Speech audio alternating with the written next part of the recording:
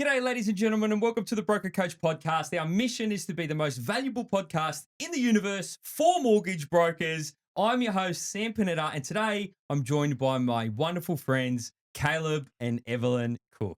G'day, guys. Hello. Hello. Welcome aboard. Thank you. Yep. How you feeling? How you feeling? Nervous. Nervous? That's all right. That's all right. That's all right. We're the first trio Yeah. to Yeah. do the Groundbreaking. Broker Coach podcast, which is pretty cool. We got so much to talk about. Today. We're going to have a lot of fun. Hopefully, we've got lots of time. Kick me out when we're done. When we tap out, otherwise we'll keep talking all afternoon. All right. So to put today's conversation into context, you guys have just ticked over second year in the business at Loop Loans, and you're settling 16 mil circa last Yeah. month. Yeah. Yep. Pretty close. Yeah. And Pretty busy, pretty quick. Yeah. It sounds crazy just saying that, but yeah, it's true. Yeah. And it's this. I have like so many questions here, so I'm going to keep playing on my phone. I promise I'm not playing solitaire. There's like the pace of growth with you guys is astounding. Do you know what I mean? The fact that it's all paid advertising, Yeah. right? A lot of people are going to hate that, but it's all paid advertising, right?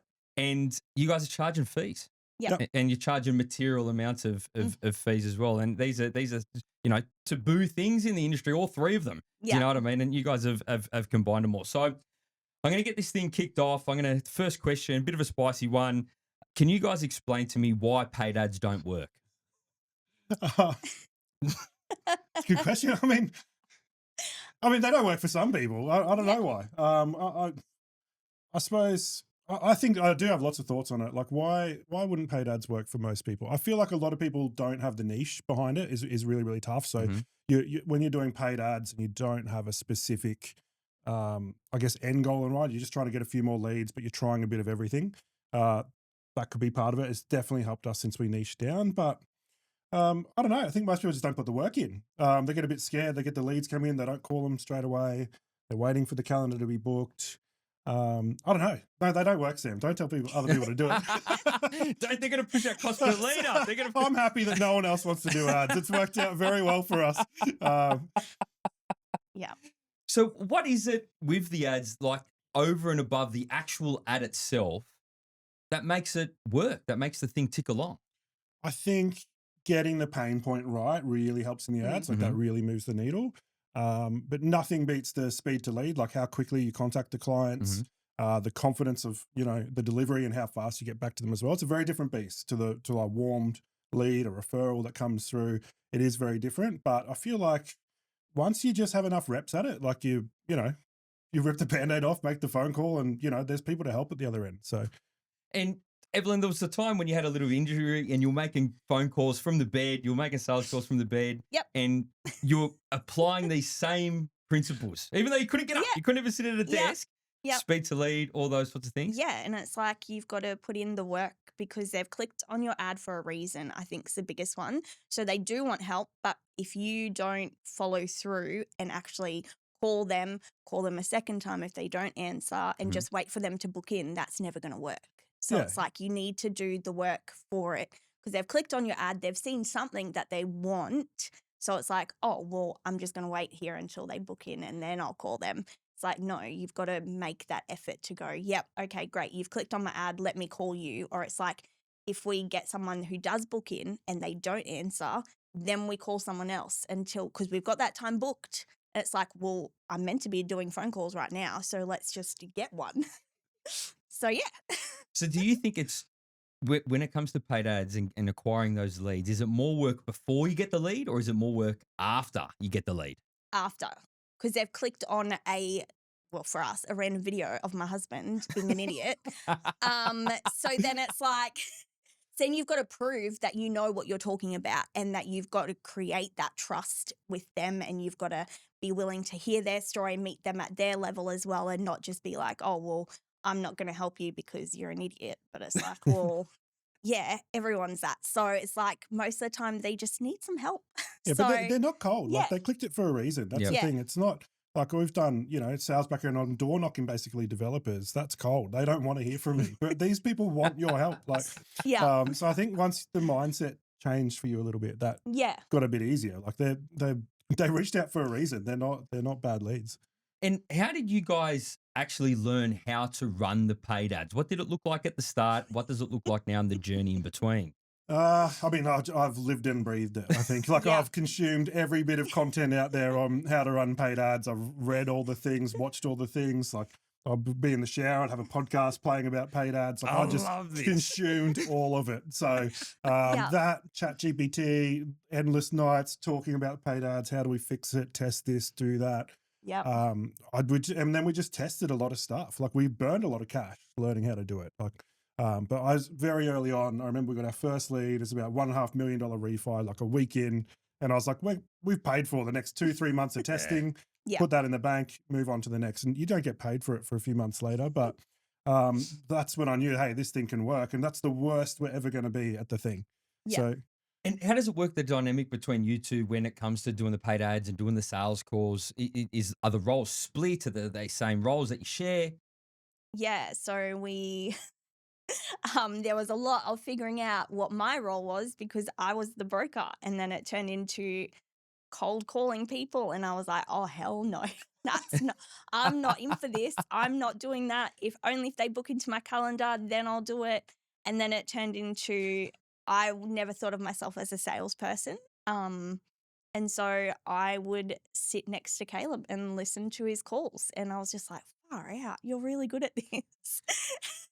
And so then I was like, well, wait a minute. If he can do it, I'm sure I but can. we split it up And now. Like, it's pretty much 50-50. Like, Yeah. you said, hey, I need my calendar full. I hated having a full calendar. So I was like, I'll just call the people that don't book the calendar. Yeah. You book them. And straight away, you're booked. Like, people just kept booking the calendar. So I opened mine up. And now, like, our calendar's just like any gap in the calendar is filled with leads. There is none. So it's a good 50-50 now. Yeah, there's no gap. You guys are going to stop the podcast to do some sales calls. Yeah, we had to block this out well in advance. Yeah. That's for sure.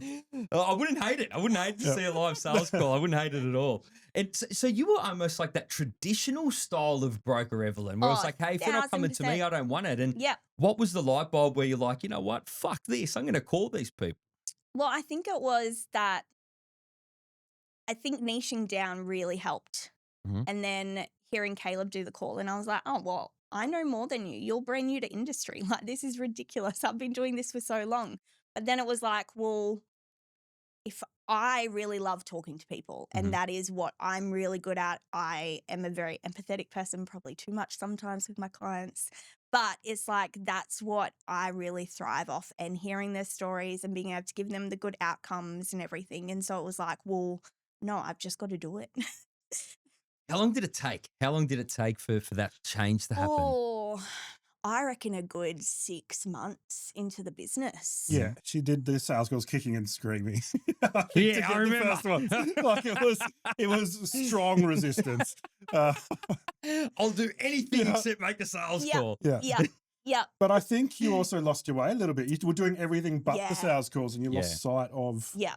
the actual people which you Yeah. thrive on. So I think once that clicked, it changed, and now it's Definitely. easy. Yeah. Because we're going to get stuck into the niche a little bit later, but the niche that you guys are involved in, you have to love the people, man. You have to want to see Definitely. someone have a better outcome. Yeah. Because it's tricky. It's hard deals. Yeah. Caleb, you've got a background in sales, Yeah. right, prior to getting into mortgage broking. What competitive advantage has having a background in sales given to you in a mortgage business? A lot. I think definitely a lot, but probably not as much as you'd think, like traditional sales. Mhm. Like I think I got a really good mentorship in the last business I was in, of a really good business owner, of scaling a business.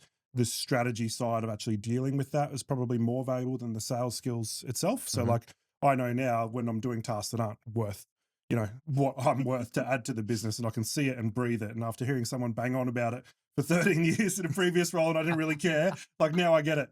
So things like that really help, but like the sales bit helps for sure. And it's, like I said before, it's easier. These people want our help. I'm not even like chasing cold. They're not cold leads. It's like people actually want your help. So it's just about, it's not so much the sales skills of, this is how you do a sales call. It's just empathy. It's just like matching their energy, finding out, what they want out of it. And I suppose I've got a lot of reps at doing that. So I'd chase property developers, and you've got someone who thinks they're, the best thing ever, super flashy with their wealth and that sort of thing. It's a different energy to the most down to earth. They're like country sort of blokes. They're probably wealthier than the the other guy, but they're two very different energies. So I learnt to really be a bit of a chameleon to blend into whatever that environment is. And I think that helps for sure. I jump on a call and straight away I can match their energy and have that sort of empathy to find their level. And you just sort of, well, 5-10 minutes in the call, they're so warmed up. So How do you learn to match somebody's energy in business?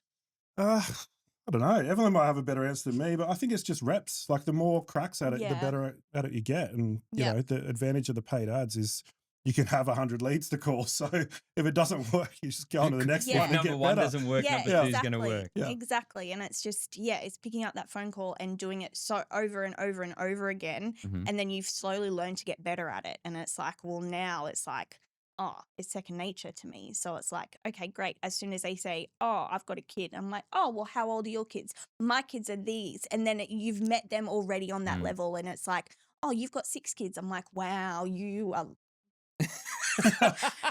wow. And they're like, yep, we know, we get it. And I was like, yeah, I've got 2 and that's enough for me. And then it's like, you've already met them on that level. And it's like, oh, okay, great. You're not just a robotic person doing these phone calls. You've already met them. And I think with our niche as well, there's a lot of shame and embarrassment around it. Mhm. And so you've got to be willing to go, hey, you've done the right thing. You've filled out the form. Like, let me try and help you. If I can't help you, let me get a plan together. And that's all that they want to hear, because they don't need to be told that what you've done is silly or ridiculous or yeah. you've put yourself in this situation. Now you try and get it out. And it's like, because it's not something you're taught. So it's like, you just need to meet them at their level. So, yeah. And for a broker who might be relatively new to the industry, who might not see themselves as a salesperson the way you didn't see yourself as a salesperson, what piece of advice would you give them, Evelyn? I think it's just, you're not, how do I put it? I wouldn't call myself a salesperson still. Mhm. It's like, I'm just willing to pick up the phone and chat with people. Mhm. And it's like, if you put this, oh, well, I'm just selling something.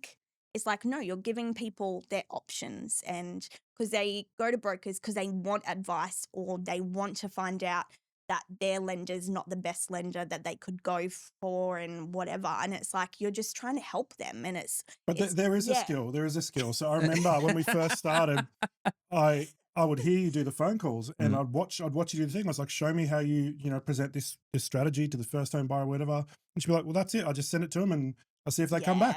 I was like, what do you mean? Like, Yeah, I was like, do they ever come back? She's like, no, most of them don't come back to me. And I was like, There's the lesson. you've There's done all the work. yeah. So there's a little bit like once you see it, like now you know how to close it. Now So it's that's like- probably my experience coming in to be like, you've done all this work, they're red hot, but you Mm. didn't set the next steps and you just giving advice away for free. Like, and I think a lot of brokers end up doing that where it's just, here's your 3 options. Let me know what you think. See you later. And especially if you're first home buyers, like you're never hearing from that person again. Yeah. Oh, this brings up this question in my mind then. How much of the sales skill or the art or whatever you want to call it comes down to like intrinsic care for someone, like intrinsic characteristics, and how much of it is like learnable skill and talent? I reckon everyone can learn it. Like, Yeah.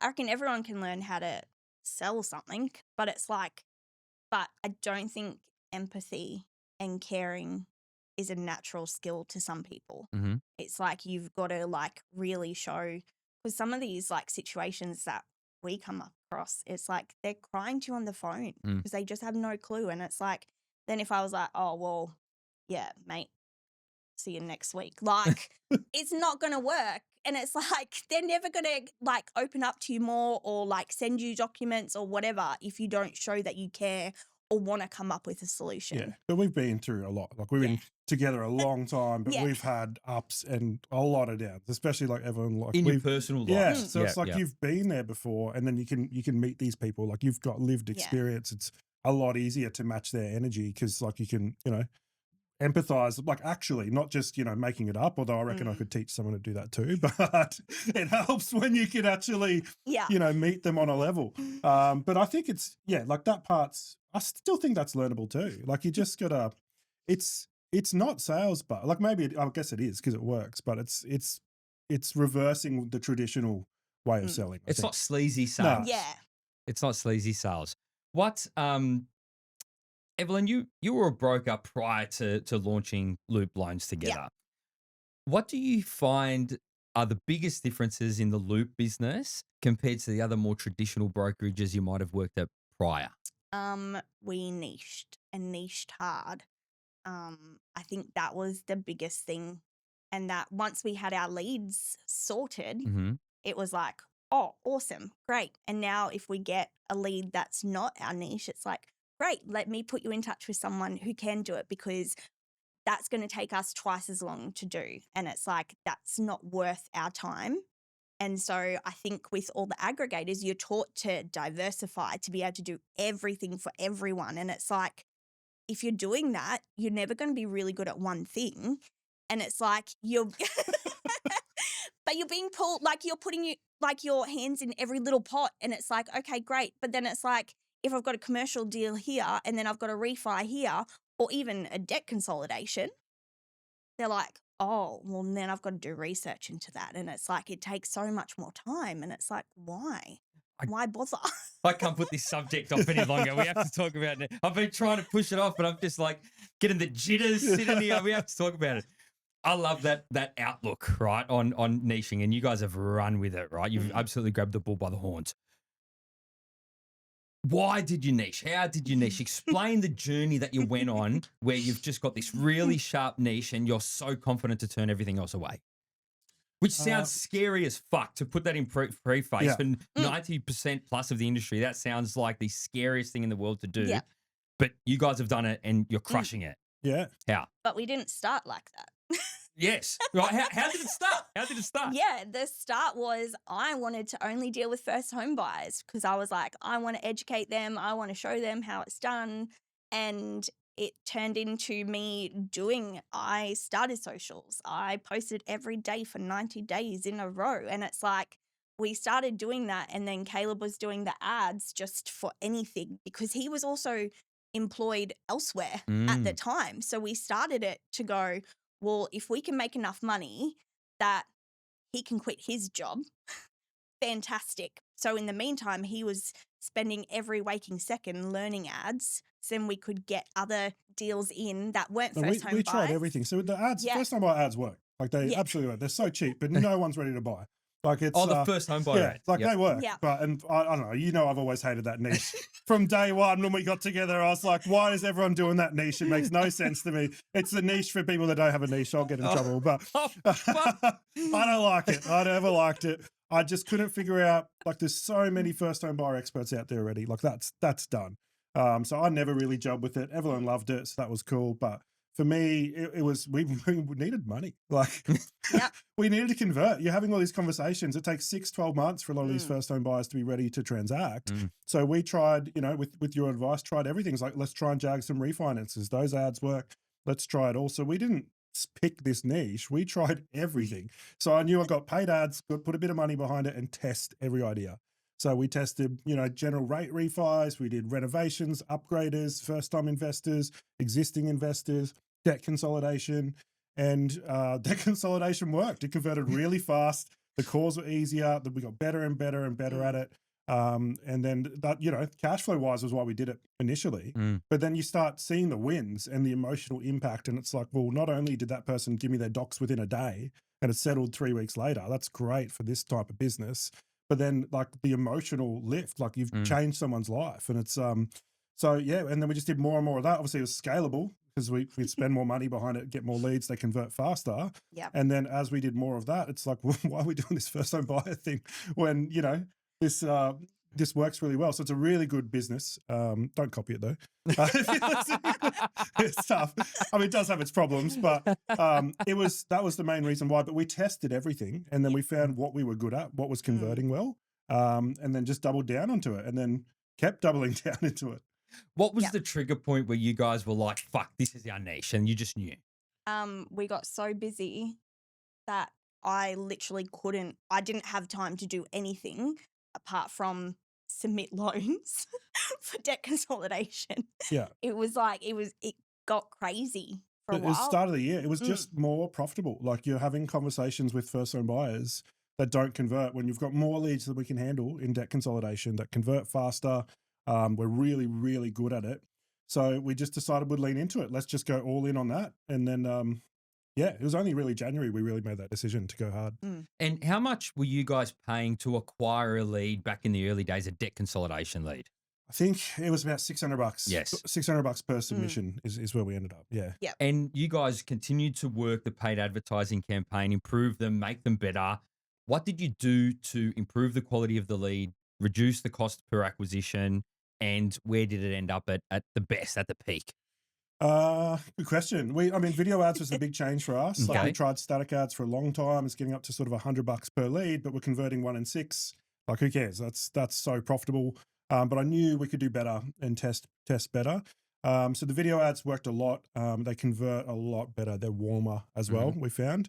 But yeah, so once they started, it was like wildfire. I don't know why it was so It good. was It's probably $150 per settled deal, maybe. That's crazy. It's crept up. It's probably about 300-ish now, but that's more. We don't have the capacity to call them all. So it's like we've got leads that are sort of left and we're fixing the delivery issue. I think we could get back down to those type of figures once we figure out the rest of the ship. What sort of things obviously the video ads, the creative being video, and it's top tier video. I don't know if anyone's ever seen Caleb's jumping in a pool and shit. Like it's on fire. Outside of that, what else do you tinker with? Everything. I'm obsessed by it. So everything. Evelyn's shaking her head. Yeah. Oh, it's not even a joke. She knows it's not a joke. Like I get a little bit carried away. But everything, like it's testing different landing pages, different ways they fill it out, filtering people out, how much you spend, what type of ads you spend. Like I'm constantly monitoring it. And I think one of the reasons we've done really well out of it is it's not just set and forget, or with an agency come back with a report after every month. I can feel it in my bones if something's wrong.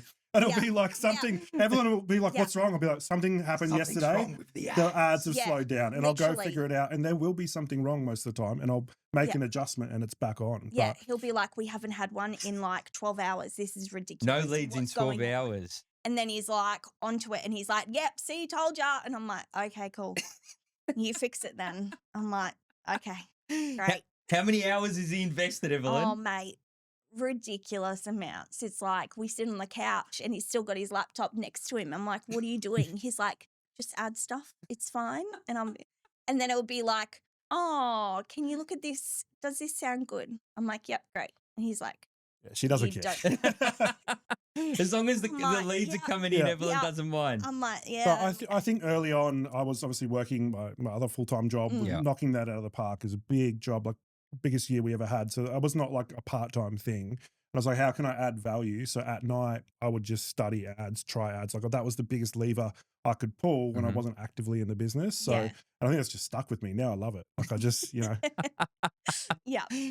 And so the ad started working. The niche was on point. We were oversubscribed with deal flow. We were getting through it. Evelyn, how did your role change in the business as these events started to unfold? Yeah, it got a bit crazy for a while there because he's brand new to industry, so he didn't understand AOL. I still don't think he understands AOL, like, or our CRM or anything. So it's like I was doing phone calls, but then also doing my deals plus his deals into the CRM, into AOL, and trying to get everything plus settlements plus everything. And it was like, it just got really hectic for a really long time. I'm like, oh gosh. but we weren't sure because at a certain point, Yeah. you didn't want to do the sales. Yeah, I didn't. So you're like, I'll process all the deals, you bring them all in. Yeah. So I started doing it and you were just miserable, which I get because that's why I don't want to process the deals. Like, I don't know why anyone would want to do that. Yeah. So sales calls are more fun than apply online. Oh, 1,000%. 1,000%. Those little red crosses Ah, just do my head in. they're the worst. It's like, this isn't working. And it's like, no, this is right. I know it's right. You're wrong. And there's no bypass. But I think the other thing, when you're doing that, you lost track of the client stories. Yeah. So I know why we're helping this guy because, their son was really sick and they had to stop work. And like, I know the whole thing. I was like, we just need to get this deal done. but then you're Yeah. processing the deal, and it's like you don't have that I was that like, I feeling. don't care. And It's once, just numbers on a page to me. yeah, Because you had the client's story, but you only saw the client's facts, yeah, Yeah. the figures. Do you know Yeah. what I mean? Do you guys have a memorable client that you worked on where you were like, fuck, we changed this person's life? yeah, heaps. Yeah. Every day, Yeah. every All day. the time. All the Love. time. Honestly, Love. I could tell you 1,000 stories, and that's why Yeah. it's so fun. Like, Yeah. I don't know, what have you got recent ones you want to do? Yeah, well, one client, he was working in New Zealand and then he came back home. Mum got her leg amputated, so then he had to move his parents into his house. He had to do like mass renos to get it all ready for her to come live, and then he was in dire straits. Like, it was horrendous because he couldn't work. Then he lost his job. Then he got a new job that was FIFO. So his parents were living in his house.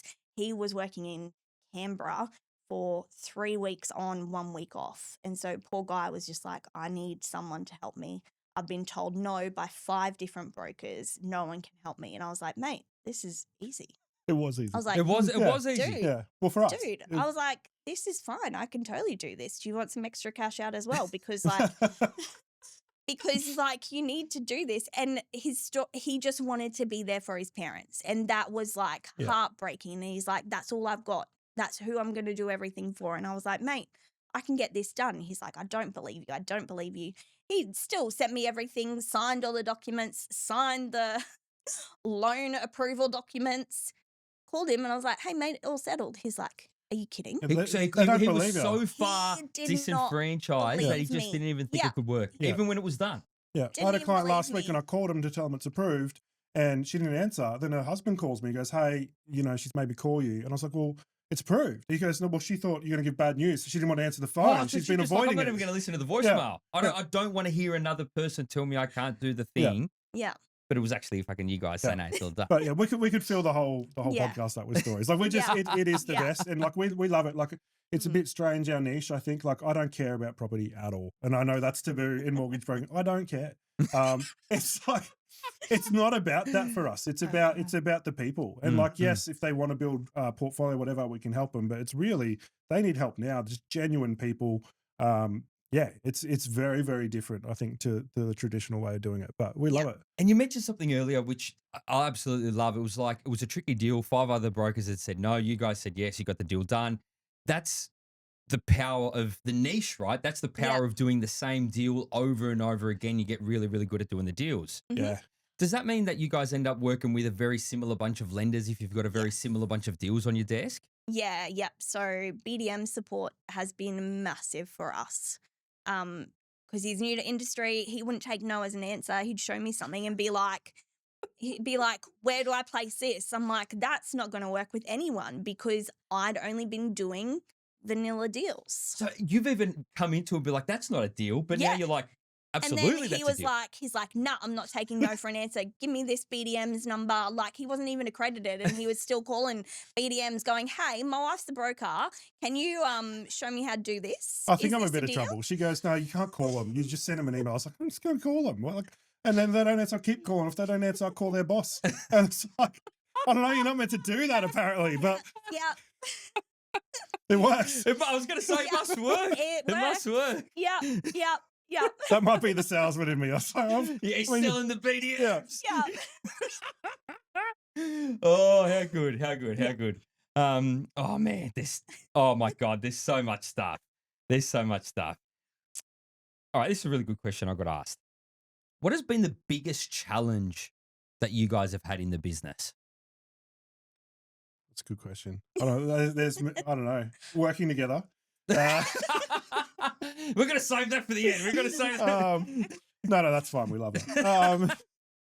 I don't know. Like, honestly, it's been the delivery. It's been the people. Mhm. It's we cracked the lead flow pretty early on, Mhm. and then Yeah. it's like, actually being able to deliver it at scale is really, really tough. Mhm. It's just, I don't know. It feels backwards to me from being out of the industry. It's like, why is there so much manual work around all of these deals? Like, it's crazy. It's just very labor intensive, I think. So, Yeah. getting the right staff to be able to help you as well. We've had a few fails Uh, so it's just building the Yeah. team. It's Mm. very different problem to what I thought we'd have starting Yeah. out. Yeah. I get oversubscribed. Get oversubscribed. That's problem number one. Yeah. What is the biggest difference between a 6 mil month and a 16 mil month? There's not much difference, like, to be No. honest. Like, we need the team to support it, but Mhm. it's the same work. It's the same, like, obviously there's more calls, more inputs, more things to juggle, but it's really with the right team. It's the same. It's easier, to be honest, to do Yeah. bigger months. Yeah. It is. I Yeah. reckon it is. I reckon it's easier to write Definitely. volume with a well-oiled machine than trying to crack at everything on your own and Yeah. write Yeah. a little bit of volume. Yeah. Yeah. Assuming you got the leads Yeah. Yes. And the right stuff. If you got the and, right stuff. and the right stuff. And we're definitely gonna get into that. On the flip side, what was easier than you thought it was going to be when you started the business? Getting the leads. Well, it's easy now. When it worked. Yeah. No, like, I mean, 100%. I thought we'd be door knocking. I'd be relying on developer contacts, all this sort of Yeah. stuff, like smoozing real estate agents and accountants, and that would take forever. No, I don't need to leave the house. I don't even need to put pants on. I just run paid ads. And we got unlimited leads. It's I never thought that would be possible. And even when you told me it would work, I didn't believe you. I looked at other people, no one else was doing it. I thought it wasn't possible. Like, Yep. Yep. We're I like, still Sam's feel got like- 2 tricks. I think Socials and paid ads. And we're like, oh, well, we'll give it a go and see what happens. And it worked. you guys are fucking killing me. I still remember when you said that to me. Sam, I thought you were a one-trick pony. Yeah, the trick works, Yeah, mate. it's a good trick. The fucking trick. The best trick ever, that's for sure. What percentage of your day are you not wearing pants, mate? depends. Depends on the day. I'm not going to ask you that, Evelyn. That's all. I'm not going to do it. We've spoken a lot about the niche, but how important has the niche been to the success of Loop Lines? Oh, I think it's massive. Like, yeah, it wouldn't be what it is without the niche. We It's- wouldn't have the team that we do Mhm. without our niche. Mhm. Like, it's just, yeah. It's everything. Yeah. Like, it's so much more than we thought when you first Mm. started doing it. Like, Mm. the niche, it makes every sales call, every call with client, it's the exact same conversation, exact same thing, exact same outcome. You get the same documents, you know what to look for. Our delivery is so much better. Yeah. We can tell them with confidence on the phone, we know we can do that. They're like, are you sure? Yeah, I just did 4 of them like that last week. Like, it's so much easier. But it's not just that, it's the BDM relationships. Like, Mm. now we've got lenders sort of seeing what we're doing over here. I'm like, hey, how can we get some of your business over here? And Yeah. you sort of, we're helping adjust like different policy niches and stuff around what we do. Like, you can't do that when you do every deal for every person. Yeah. Whereas we've got lenders calling us going, hey, can you tell us how to get better at this type of product? Like, that's Yeah. crazy. Yeah. When did you start getting attention from the industry? Because I know you got put on a pedestal in a magazine the other day. When did the industry start to pay attention to the moves that you guys were making in the business? I still don't know that they really are, but obviously they are. Like, we like- don't exist on socials Yeah. much at all. We're sort of quiet sleeper because the paid ads work so well. But Yeah. I think once you start putting enough volume through the thing, like, Mm. people start to notice. Like, for me, I don't know what good volume is. You never told us, hey, that's a lot, or, you know, you're doing really well here. There was no ceiling, so we just Yeah. started doing the thing. I'm only starting to realize now that, hey, if you put 8 or 9 mil in a month through one lender, that might get a bit of recognition. But I don't know. Like, how are you meant to know? Being in the industry, he's Yeah. got no idea He that has he's no that you guys clue. are crushing it. He's got no No fucking clue. idea. But No being in the clue. industry, do you ever say to him, "Hey, Caleb, you know we're fucking crushing it out here, man"? Yeah, I'm like, dude, can we just chill? Like, just chill for a bit. Like, but yeah, but that's also like a credit to you that we joined you before we even started the business. did. And it was like, okay, you were like, just choose an aggregator, stop, and just hurry up. And Yeah. then it was like, from there, it kind of, because yeah, I think that also you were like, you can do it, it's fine. And I was like, I started out with his mum, who was writing like 2 mil a month. And I was like, oh yeah, we're really busy. Mm. Now I'm like, holy, we were not busy at all. This is ridiculous. But yeah, it was like, normally you see people doing these kind of numbers with like a really big team Mm, or heaps of brokers. There's only 2 of us Mm. at the moment. Yeah. But we know what we're doing. Like, I know Yeah. what I'm doing with the BDMs. Like, you know, you start realizing this is starting to move the needle. We're Yeah. just getting started. Like, we're looking for people to get along on board with us. yeah. And it makes it easier for them too. Like, you know, Mm. we know the policy with some of our key lenders so well. We don't bother the BDMs that much. We just want support to help us keep building Yeah. it. Yeah. But then, you know, it helps our clients more too, because it's the same thing over and over. So you start getting, you know, a bit better support. Or when things go wrong, like, I know I can call and get the help. And get something done. Yeah. If it's Yeah. time sensitive, you can get it over the Yeah. line Yeah. because there's so much volume going through. You've got a little bit of sway with the lenders that are helping you guys deliver on the promise. Yeah. Yeah. Absolutely. Love. And love. it's not just that, it's the staff as well. Like, I've realized for our team, they really bought into our vision too. And so Yeah. that's a thing I never thought of. If you ask me the benefits of the niche, I never would have thought that before. But now, like, people want to work with us for the work that we're doing in the niche that we're doing. When did you start to realize that dynamic existed? I think only our last couple, like, trying to hire recently. And Yeah. it's like, there would be people that want to work with us. That's like, it's not necessarily they're not making more money necessarily, but it's like a different type of work, an impactful type of work that, Yeah. you know, really you can buy into it. And I found, I don't know, I didn't think that would ever be a thing, but now that we lean into it more and really celebrate the wins, it's just, the culture's amazing. Like, you're actually changing lives. Like, it sounds silly Yeah. because they're home loans, but it's actually making an impact. 100% you are with the debt consolidation space. You're actually changing lives. Like $2 or $3 grand or $4 grand or whatever it is in cash flow in someone's house, that could be the difference between them going belly up or them Yeah. having a good lifestyle. 100%. Yeah. Yeah. We've even had text messages from clients going, there was weeks where I couldn't eat Yeah. because I couldn't Fuck. afford it. And all my money was going to all the bills. And it's like, oh, mate, like, Yeah, or heavier. far We've had out. ones that are like, hey, you know, I was at my limit. That was, you know, if we couldn't solve this, you know, I was going to take my life. And it's like, you know, you don't even know that at the time when you're helping them. You can tell there's stress. And then the partner calls you when it's done and just be like, hey, thank you so much. And like, it just hits different. And then once you know, like, some clients are a pain in the ass, but when you know the change that you're making, like, it's different, and it makes the work is tough, but like, it makes it easier to do. As you guys have got more wins and you've changed more people's lives, have you even bought into the vision, your own vision, even further? As you've seen the proof of your work? Yeah, for sure. Yeah. How would you describe your niche to me?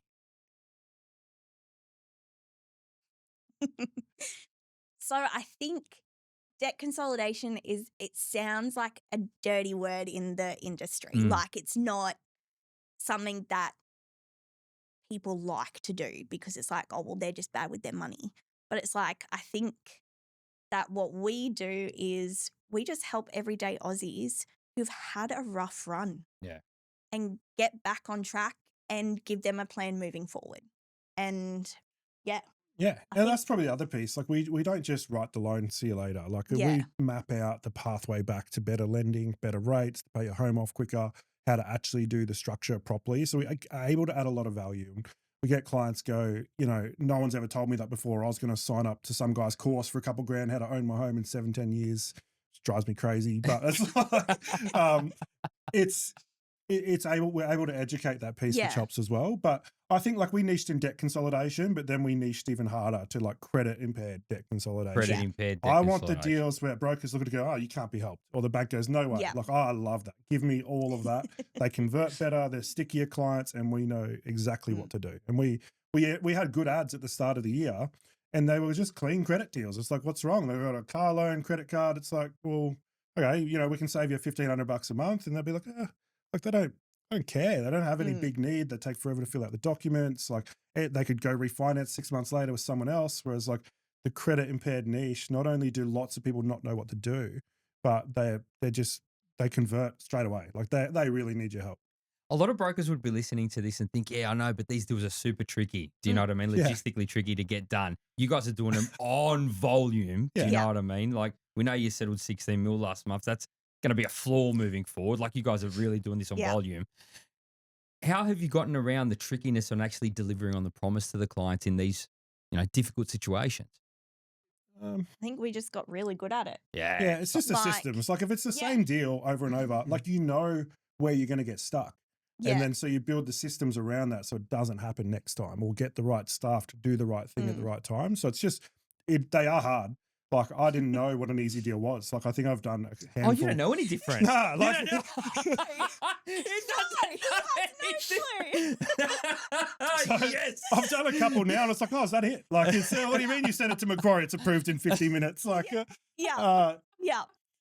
which I'm glad now, but Yeah. you probably wouldn't do it if you knew the pain at the start. But Mm. we didn't know any different, and it was scalable. We've put the systems and processes in place, and now we can do it at volume. Yeah. And so now we know literally on the phone call what we need to get like straight away from them to be able to give them an option moving forward. It's like, okay, great. I need you to sign this so I can run your credit file, but then I need your bank statement sent to me. Until you do that, I can't help because I need that info to be able to come up with your solution, to be able to tell you what product, what interest rate, what your options will be. And then they're like, oh, okay, great. And then they send it to you Yeah. straight away on that phone call. And it's like, awesome, perfect. But it was a matter of I know that I did it all the time. Like, oh, yeah, definitely we can help. And then it'd be like, oh, I should have asked for this. I should have asked for this. And it's like, then you've got to call them again or send them an email, and then it gets lost. And it's like, okay, but now I know in the process of the sales call, it's like, okay, I need this, this, and this. If I can't get this from you, I can't give you a solution. So if you move fast, I can get it done fast. Yeah, and now we get one touch. They're hard, but Yeah. we can do one touch a deal because we know what you need up front, Mm. and we've got the settlements process. It'll settle 2 days after docs are signed. They settle. Like we have it so well Yeah. honed now, but that's just because it's the same deal over and over. Fuck, I love this so much. How long did it take you from lead to settlement at the start when you were first getting into the niche? And how long does it take you from lead to settlement today? Christian, I'd say probably 3 to 4 weeks is still probably about right. Mhm. Like our bottleneck always changes. There's always a different problem Yeah. in this business of like how to get through this volume of deals. Mhm. But what was happening is we were still settling on time, but we just weren't able to call more leads. So we'd have a massive month. Then we've got to settle them, and we're chasing 20 different statements for 10 different clients. You're not submitting any more deals. That was Yeah. Oh, yes. It takes how long it takes, but Yeah. the labor from Loop Loans has been reduced dramatically, so you Yes. can do the same amount of hours and produce extra results. Yeah. Yeah. Yeah, love. I think our love. fastest settlement has been from phone calls to settlement 17 days. yeah. And That it was a was spicy like- one too. Yeah. That was a spicy one. Yeah. We'd be So- faster. Like a lot of the lenders we use, their SLAs get pretty long, Yeah. so that makes we've done the thing and you wait a week. Yeah. Yeah. But if that Or if that 2 got weeks. better, yeah, sometimes 2 Oh, weeks. 3 weeks. Sometimes. Yeah. I've got a really good question for you. And it's a bit of a curvy one. Are you worried that people will copy your niche and copy your ads? I was. Yeah, I used to. I mean, you know me. I give everything away for free. People call me. I can't help myself. We got such a leg up from everyone helping us to get to this point. Like I give away our secrets. There's no real secrets. We show you how to do it, which you probably shouldn't do. I don't know if that's a good way to scale a business, but it's fun. It's fun to do it like that. But like it used to bother me a lot. But I don't reckon now most people do the work that we did, or even like people be like, hey, let's do that. We can convert fast, get some cash flow in, but you actually have to love it. It is harder work. It's more labor intensive. Their deals are tricky. They're emotionally heavy. Like learning to put that aside has been really, really tough to get that balance right. There'll be nights where we're not sleeping properly because we're worried, is this settlement going to get done for the client? Because their stress becomes your stress. So I think you can copy the ads, but you can't copy our process, like our efficiency, the lender relationships we've got now. You can't course. dabble in it. You have to go all in if you want to copy what we're course. doing. Yeah. Yeah, you can copy the ads, but you can't copy everything else. You raise a really good point here, guys. How heavy does the emotional toll get sometimes when you're working with like credit impaired debt consolidation? Really heavy. Yeah, very. There's been times where I've like hung up from people and I'm crying, and it's just like, oh mate, and like I've been through stuff. Yeah. But like I think financial stress would have to be one of the most hardest thing that people ever can go through. And it's like, it's their livelihood, it's their families, it's everything behind it. And you're like, oh, I just want to help you. And sometimes when you can't help them, it's like, I'm sorry. Like, Well, sometimes you can help them, but it Yeah. just takes time. Like you're 1 week away, but they need it now. There's someone breathing down their neck saying, we're going to come for your house, or, it can get really, really heavy with some of these clients. And we pull off miracles, but it's like to get there, like the stress is high. I remember we've had some late night phone calls where it's like, fuck, this something real bad's happening. We gotta get it done. And I think you do. I think if you are an empathetic human, you do take on the stress of your clients. Do you know what I mean? Of 100%. what they're going through, especially if you've had hardship in your own life. Yeah. You know what it feels like to struggle. You know what I mean? Fuck. It's a big thing. It is. It's a big It's thing. hard. I think Yeah. we're getting better at yeah. putting it aside now, or knowing there's only so much you can do. Yeah. But still, they get Yeah. you. And that was a big learning thing as well, because then I'd carry it all day and be like an emotional wreck at the end of it. And it's like, there's only so much I can physically do to help.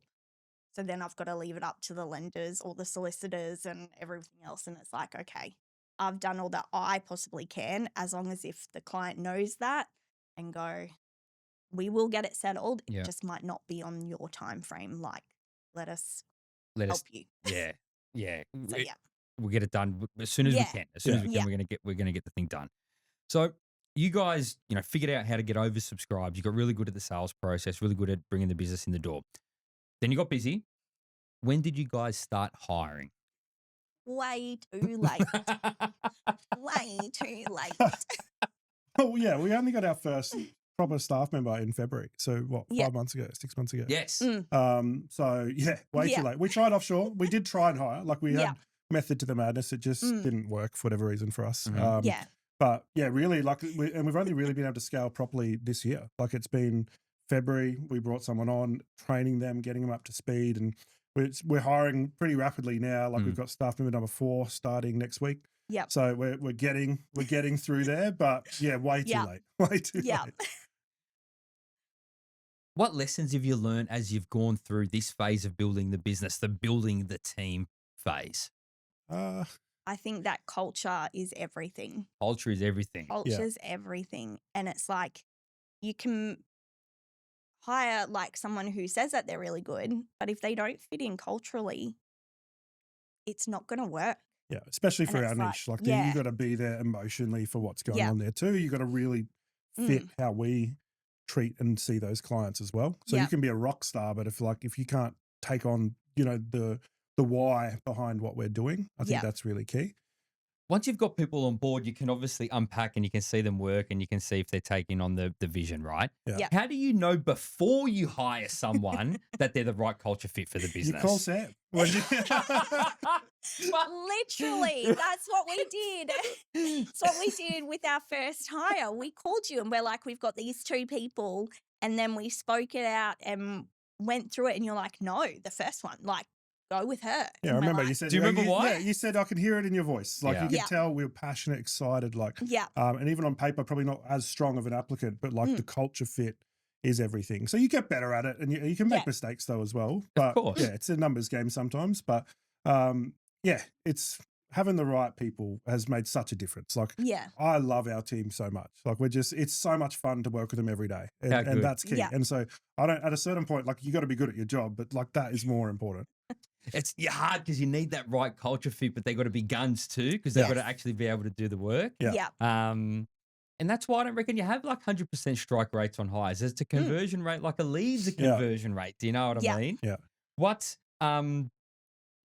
if you could give a piece of advice to a broker who's hasn't started hiring yet, but starting to tap out on time? What would be a little gem, a little piece of advice you would give them?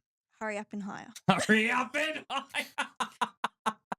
I think like the only reason you wouldn't do it is financial pressure, right? That's otherwise it doesn't make Yes. any sense. But for us, we've always found financial pressure is good. That gives you the fire to go do it. Like That gives him the fight. one of the reasons we scaled Evelyn so hates the colour, loves it. well. Like at the end of the day, Yeah. like Yeah. I think a bit of advice to go to someone else is like, how do you get really hungry to call these leads? It's like just have a lot of debt and 2 kids. Yeah. And then like Yeah. you'll call the leads, like you'll do the thing. So I think having that staff pressure, you then back yourself to go do the extra work and bring in more. I always feel like if you're thinking about it, you should hire sooner than you think. I Yeah, love that. Do you reckon everyone definitely. could do that? You reckon everyone would respond in the same way? If they're running their own business, they should. Otherwise, Yeah. it's probably not going to work. Like maybe you are better on a salary working for someone if you don't have that fire and that pressure. Like it gets worse. Like our wage bill now is getting pretty up there. Like I can't decide not to wake up tomorrow and call the leads. Like Yep. It is getting pretty up there. How Yep. big's the team now when the next one starts? 4. 4. 4. And which roles? You two a broker? Yeah. And then we'll have 3 CAs and 1 settlements. Love. But Love. that's, settlements is going to need help soon. So that will be another hire. Is that because of the niche? It's heavier in the Yeah. settlements? Yeah. Big Yeah. time. That was the Yeah. biggest time suck Yeah. for us settlements. And it's like also so tedious, and to get it right, the payout figures, like I don't know, it's not sexy what we do. Like a lot of our clients have 15 to 20 different debts that you've got to chase 15 statements to for. 20 different debts. I Yeah. think the most we've done is 27. 27 Yeah. debts that were consolidated. Yeah. Ah, We were at a dinner at the Yeah. Lender the other night. They're like, "Oh, the most we've ever seen is 27." We're like, "Yeah, that was that us." was our We know. You're setting the records of the lenders. You're Yeah. setting the records Yeah. of the lenders. They were like, oh, yeah, that's Oh. right. How good. How good. All right. So, Evelyn, there's someone else in Caleb's life, a bloke named Claude. I mean, the second one. Can you tell me about Caleb's relationship with Claude? I feel very neglected most of the time. That's not fair.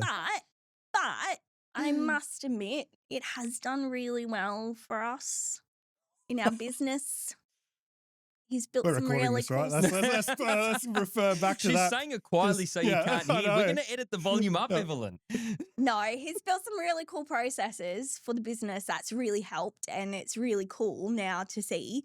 But getting there, I was like, what are you doing? It turned into another him with ads. And literally, he'd just be sitting there at night, laptop, and I'm like, what are you doing? We're trying to watch a show together. Like, this is ridiculous. And he's like, oh, it's fine. Claude's thinking. I'm like, oh, I could Oh, talk to okay, you for the next great. 93 Yeah. Yeah. seconds. Or And if I he's hit like, my limit, oh. I was like, "Oh, we got 3 hours now."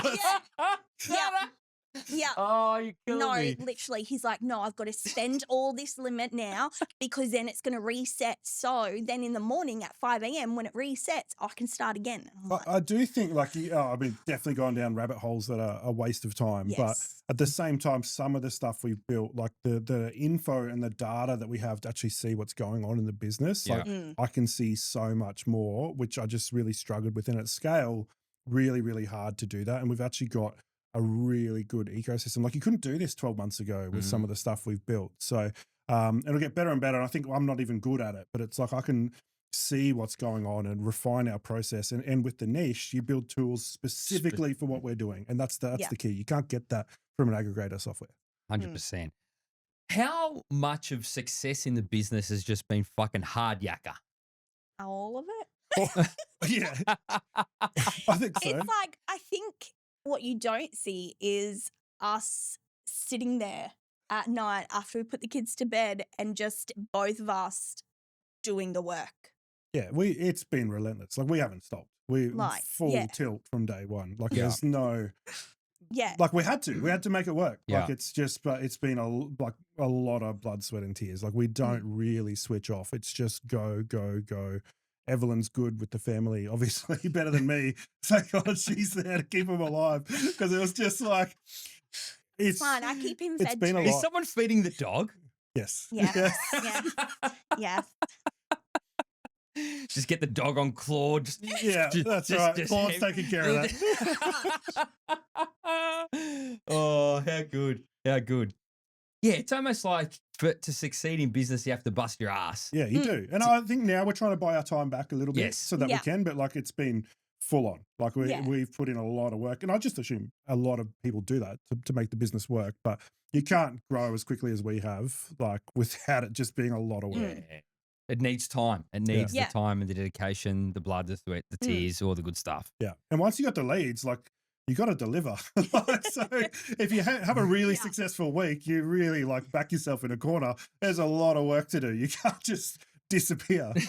How often do you just stop working and just call leads, Yeah, Caleb? all the time. Yeah. Whenever there's actual hard work to be done, I'll Yeah. just pick up the phone. Just It's call way more better. leads. Yeah. Add fuel Yeah. to the fire. Yeah. I'm like, what are you doing? You need to do this. And he's like, nah, I'll just call people. I- I'm like, oh my gosh. It's like, fine, whatever. I love this. It's like there's so much work to do, Caleb. You know what I've got to do? What? I've got to call more leads. Yeah.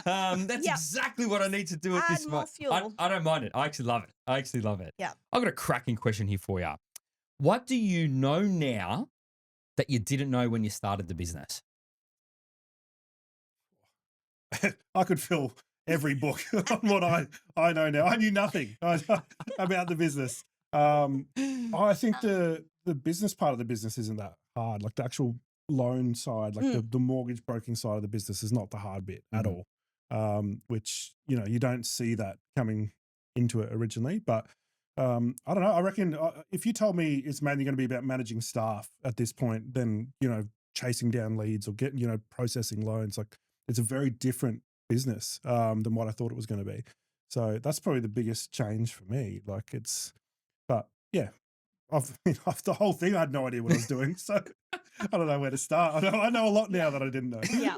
And what about for you, Evelyn? What do you know now that you didn't know when you Uh, started the business? That there's negative credit scores. There's negative credit scores. I feel like I saw a LinkedIn post today.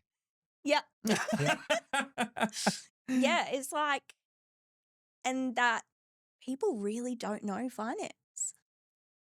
Do you reckon that's done on purpose? Like to not teach people financial literacy? I don't know, but it's like you get people calling up going, oh, yeah, I think I've got this debt agreement. And you're like, oh, is that a part 9? And they're like, what's a part 9?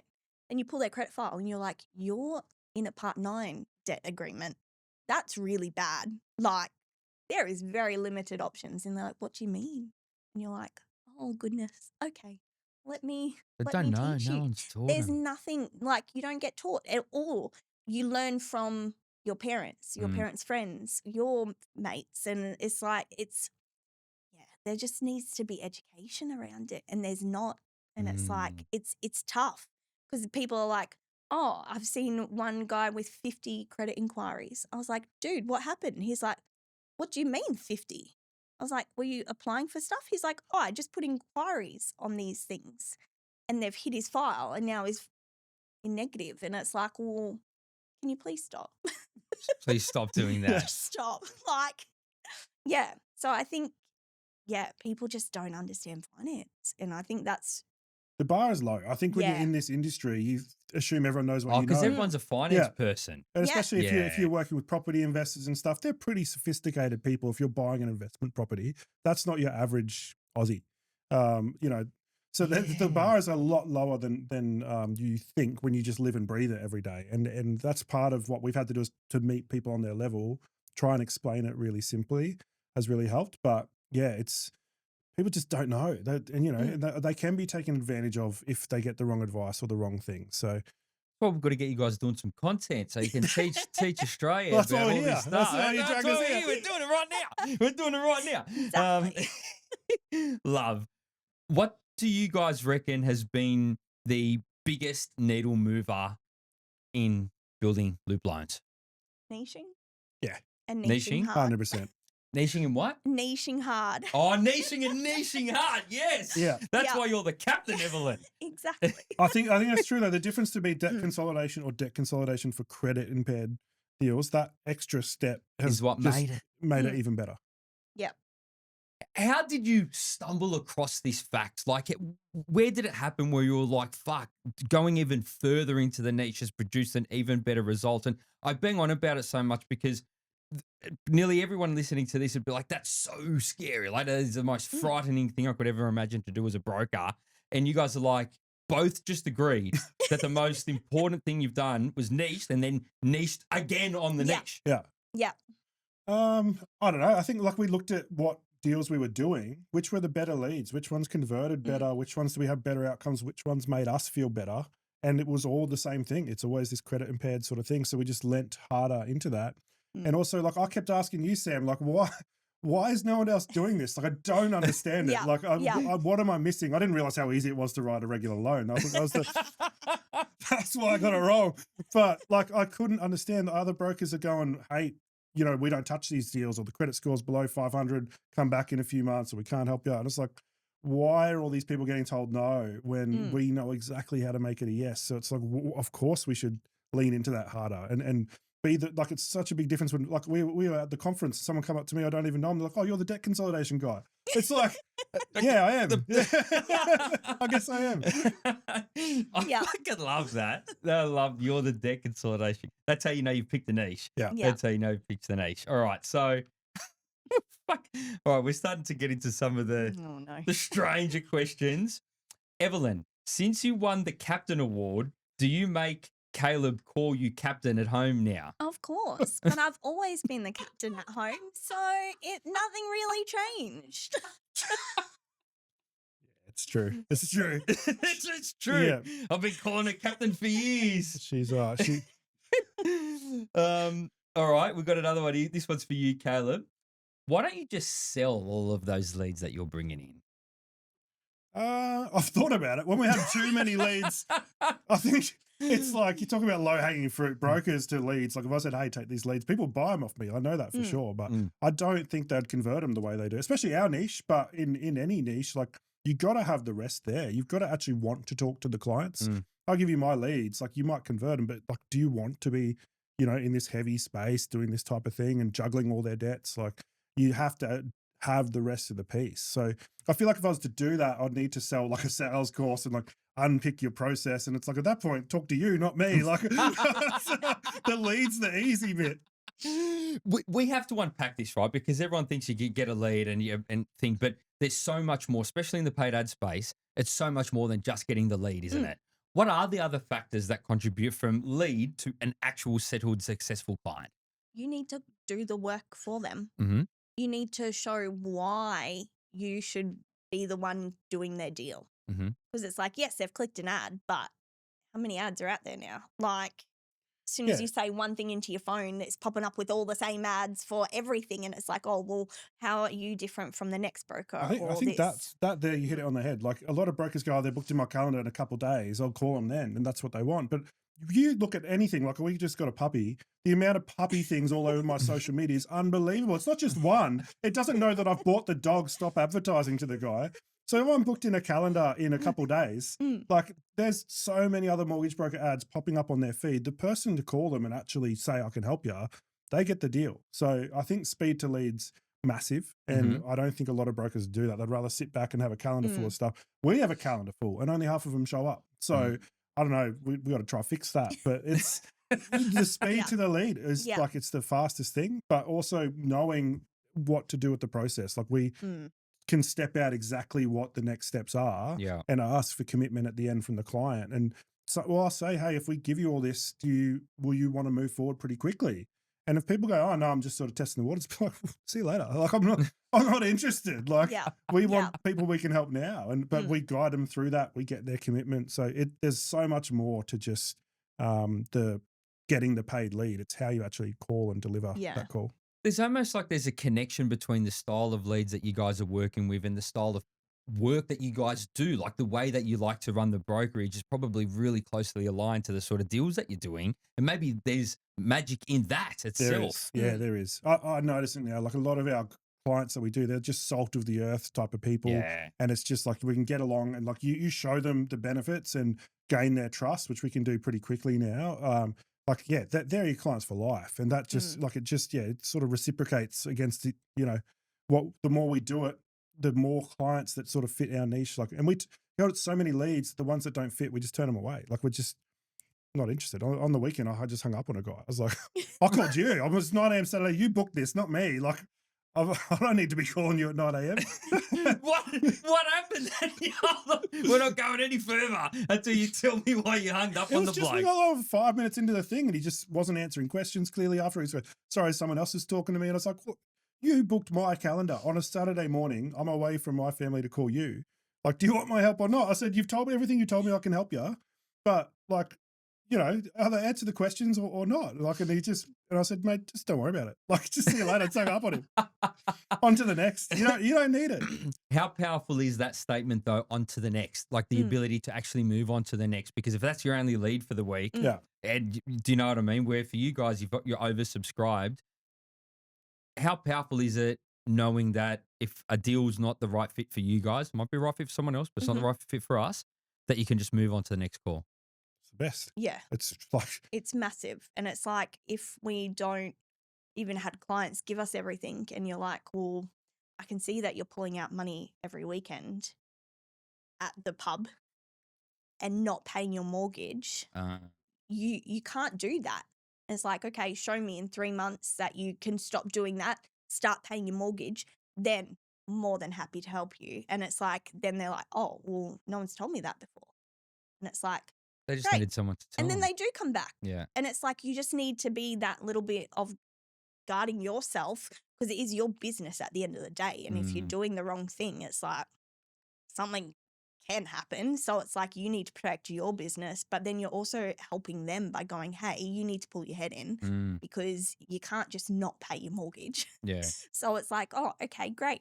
yeah, So there's so many advantages to having that many leads. Like, even like if you mess up the call, like you can not know what they could say something, you don't know what it is. You look like an idiot, hang up the thing, go learn what that thing is. Next time it comes up, you've got the runs on the board. Like you could just get so much better. Like I don't know, but if I tallied how many conversations I've had with clients and with leads, it'd probably be more than a lot of people that have been doing it a long time. I've probably had more in the last 12 months than some people have over like 4 or 5 years. Would it be hundreds? Would it be hundreds and hundreds of Hundreds. leads? Hundreds a month almost. I Yeah. reckon. Hundreds a month. Because for us to classify a lead, about half of them, they're not for us. We don't even call them a lead. Like we have the conversation, we move on. So yeah, at least 100 a month for the last 12 months. So you get a lot of runs on the board and get very good very quick. Fuck, I love this. What's the future look like at Loop? don't know. Fair shout. Yeah. I wouldn't know how to answer that if someone asked me. I'm No. like, fuck knows. How am I know. supposed to know that? I don't know. Like, yeah, we want to get off the I think we're at a crossroads Yeah. pretty soon in terms of like you've got a good size business that's not too big. Every staff member we absolutely love. Sort of quite profitable, good scalable business. But it's like, do you then go to the next level? Like I can see the pain ahead already. You start once you go that next level and you've got a bigger team, like that's a lot of it's people management business, and it's very different to what we've got at the moment, which is a mortgage broking business. It becomes how much do we want to manage people and scale it. Like I really love our brand. I love the impact we're making, and there's not a lot of other businesses doing it, so we probably will lean into it and keep building it. But I don't know. I don't think I'll be calling 100 leads a month forever. So we've got to solve that and see what it looks like. But I don't know. You keep pushing us, so we'll probably just keep growing. Yeah. You tell us where to stop, and we'll stop. I'll give him a couple beers this afternoon. You know what we should do? Come to hire. Two's broken. mate. Oh, no. No, I want to make it something that I can then go into the education side Yeah, okay. and start teaching people about this. And it's like, yeah, if you miss one repayment, this is how it affects everything. Like, or if you do go into hardship, this is what banks don't tell you about that. Like trying to not do a 6 months pause. If you do like a 3 months where you only pay half the amount of your mortgage, that still gives you some relief, but then it still keeps options open for you, and like go into that side of things and be able to go, this is what people don't actually tell you. Let me show you how you can sort it out, because bad things happen to good people. Yeah. And it's like most of the time, all of our clients have just had hard times. And it's like, well, can someone just help them? And I think that's part of it. Like for us, like it is, now that we've niched so hard, we do believe in that vision. So it's almost like profit will come with what we're building. Like it's going to be a good business regardless. But the ability to help more people, especially when we know there's lots of people being told no, like it's exciting, like for us to keep building it. It's like we have opportunities for brokers to come in and they could smash records while actually changing lives of these people as well. So I think I know the answer. We'll keep scaling it because of that. But it'd be nice to have a couple months where we slow down a little bit. But who knows? Oh, yeah, good. All right. I actually love that. I want to sit on this for a sec before I go to the next question. It's it's almost the right thing to do that if you've done well to like send the elevator back down and go back and help community and society and Mm. all those sorts of things, especially with the sort of work you guys are doing. It goes hand in hand. Like, how do we improve financial literacy among Yeah. Australians? Do you know Yeah. what I mean? Which is a Mm. fucking worthwhile thing because money pressure, when it hits a family, for anyone, if it hits anyone, it's a fucking hard thing to deal with. I Yeah, reckon. it's Totally. massive. And most of our Mm. clients, if we spoke to them sooner, they They wouldn't wouldn't be as in a deep of a hole as Yeah. what Yeah. they are, but they don't know. Yeah, Yeah. 100%. All right, got a couple of banger questions. This one's really good. So, how did you two manage to scale the business so quickly and kick so many goals and still raise a young family at the same time? It's not been pretty. I think, uh, like you do what you have to do at some point. Like we're in growth phase, very very clear that we had to do a certain amount of work to make Mhm. this successful, Yeah. and then that for our families changes their lives moving forward. But we've had a conversation with our kids, like they're like, why are you working so hard? And we've painted it out. You know, they're 9 and 11 now. Shown them on the board what we're doing and why, what our goals are, what that means for our family, and they bought into it a little bit, which Mm. I don't know if that's what you meant to do, but like Evelyn's much better than me at setting boundaries and keeping them alive. Like I'll just sort of keep working, but it's something's got to give. It is really, Yeah. really tough. Mm.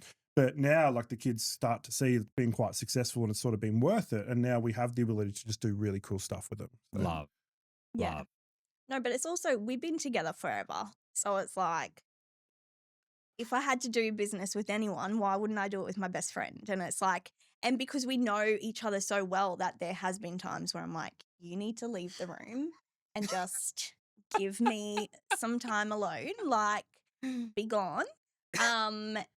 But yeah, it's like, yeah, and I keep the children alive, so Well, that's somebody's got to do it. It's exactly. hard, It's, Sam. it's Like, hard as shit, I, man. I look at it and go, hey, there's 2 of us full time in the business. We can work this much. And you just can't. And No. it took me a long time to realize that. Like, I was like, Evelyn, why can't you do these hours? She's like, I've got to feed the children.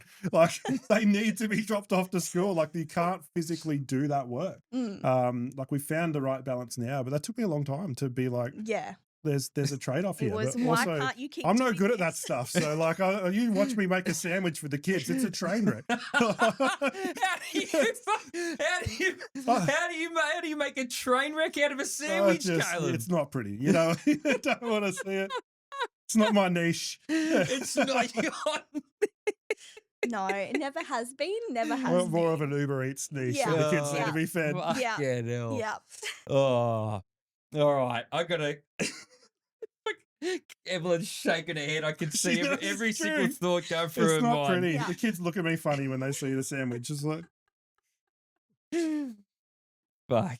They want a triangle. It ends up like an octagon or some shit. All right, we had heaps of this question.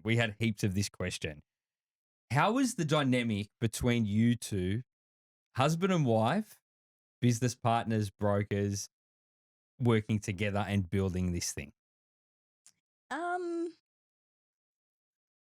A lot of tears from me. Yeah, because I was the one with the knowledge. Like, I was like, I'm the broker. Like, you know nothing. And then it turned into, oh no, I don't actually think I know anything. So it was like just learning how to work together was a big thing. And then learning how to go, okay, I need my time without you right now, or I think I have heaps of thoughts on this because we are. Like, it's mostly good. It's mostly good, but like we've been together so long, like, and we fight about stuff that's not business just as much as we will in the business. So it's natural that's going to happen when there's high tensions, high stakes, a lot of money. Like, you know, it is a pressure cooker. But I think we've just gotten really good at over time, even before the business. Like I don't know how long we've been together, a long time. Like we know, I don't actually know. But we've learnt how to resolve that and sort of know why you're having that conversation or why this is a pain point. I think you get to that faster. Mhm. And then, yeah, it's been the best thing ever for us, I think, working together I most love of the time. yeah. Is there anything that you guys have done where you could like package it up as, hey, for a husband and wife that are about to do something like this, this is something that we've done that has helped the working relationship? Make sure you know each other really well. and can read each other really well. So he knows when I'm like not in the mood to be spoken to at all.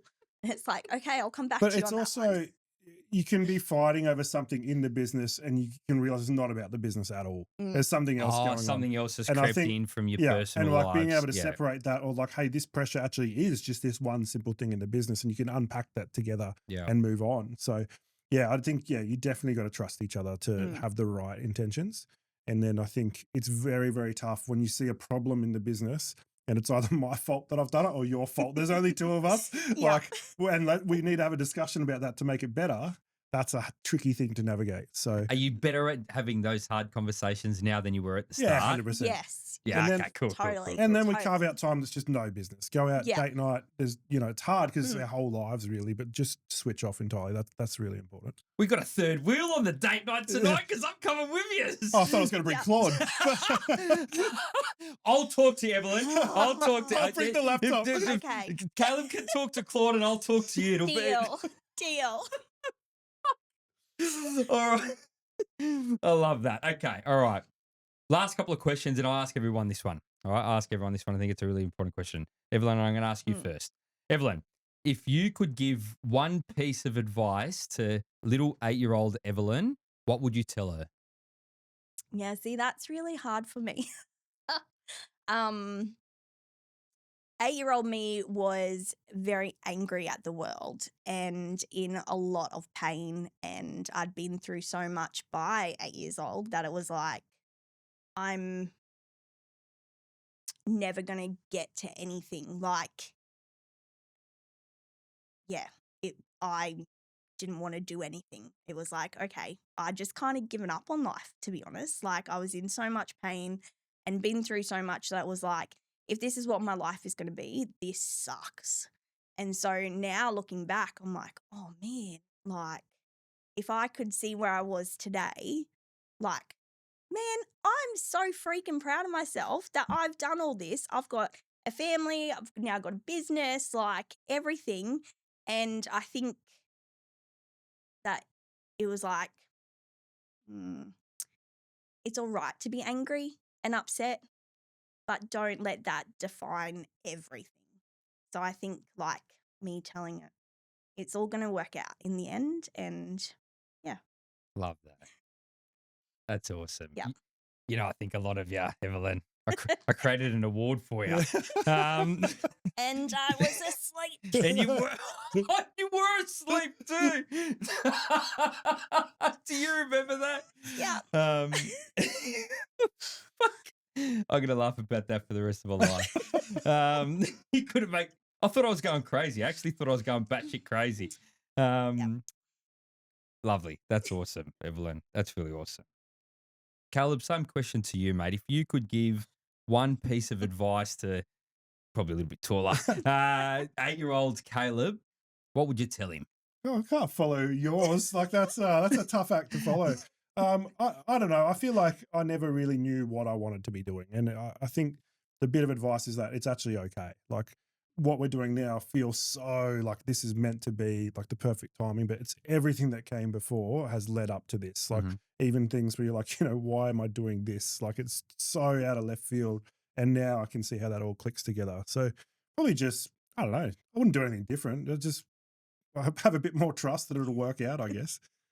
Love. Yeah. How good. How good. Guys, was that too hard? I reckon that was all right. I don't reckon that was too That was good. hard. I That think was we, all right. I think we nailed that. Thank you both so much. You two know, I think a lot of you both.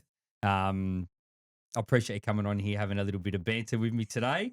And I hope you guys at home, in the car, in the shower, if anything like Caleb. I hope you got a lot out of today's podcast, and I'll see you at the next one. Thank you. Thank you very much, guys. Thank you. No Thank you, worries. mate.